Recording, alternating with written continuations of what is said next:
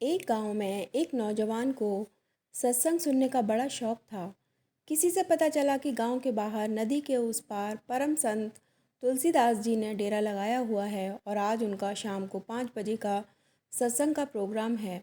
वह नदी पार करके नौका के द्वारा सत्संग में पहुंच गया। प्रेमी था, बड़े प्यार से सत्संग सुना और बड़ा आनंद माना। जब जाने लगा थोड़ा अंधेरा हो गया, देखा तूफान बहुत ज़्यादा है और बारिश के कारण नदी बड़े तूफान पर चल रही थी। अब जितनी नौका वाले मल्लाह थे सब डेरे में रुक गए। कोई नौका से आने जाने का साधन नहीं है। संत तुलसीदास जी के पास पहुंचा और बोला, महाराज मेरी नई नई शादी हुई है, मेरी पत्नी भी इस गांव में अनजान है और घर में मेरे कोई नहीं है। मेरे पास गहना वगैरह बहुत है, नकदी भी है और हमारे गांव में चोर लुटेरे भी बहुत हैं, तो किसी भी हालत में मुझे वहां जाना ही पड़ेगा, नहीं तो पता नहीं क्या हो जाएगा।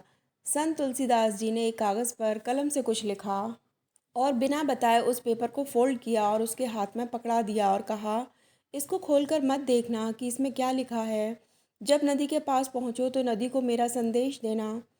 जब नदी के किनारे पहुँचा, देखा तूफान बड़े ज़ोरों का है।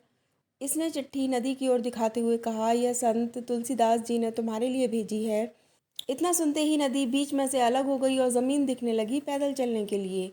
यह बड़ा हैरान हुआ, इसे अपनी आंखों पर विश्वास नहीं हुआ। इसने आंखें मली, सोचा कहीं मैं सपना तो नहीं देख रहा हूँ। फिर पैदल नदी पार करने लगा। मन में जिज्ञासा उठी, देखूं तो सही इस चिट्ठी में लिखा क्या है। जब उसने चिट्ठी खोली तो उसमें लिखा था राम। बड़ा हैरान हुआ। इतने में नदी वापस भर गई और रास्ता बंद हो गया। यह दौड़कर फिर वापस किनारे पर आ गया। उसी समय संत तुलसीदास जी के पास पहुंचा और संत तुलसीदास जी को सारी बात कहकर सुनाई।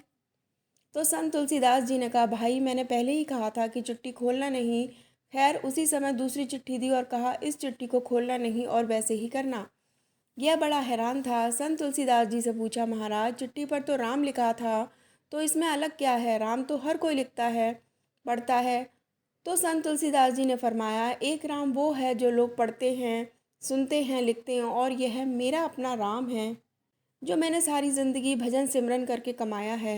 जो गुरु का दिया नाम है वो आपको हर जगह मिल जाएगा लिखा हुआ, लेकिन जो उन्होंने हमें दिया है उसमें पावर है, वह उन्होंने कमाया है, उनका निजी खजाना है। और जब हम भजन सिमरन का अभ्यास रोज़ रोज़ करते हैं तो इसी खजाने को बढ़ाते हैं, पर हम अज्ञानी इसे बढ़ाने की बजाय संसारी वस्तुओं को बढ़ा रहे हैं जो सब यहीं रह जाएंगी। अगर आपको ये कहानी पसंद आई तो प्लीज़ हमारे चैनल को लाइक और सब्सक्राइब करिए। Thanks for watching.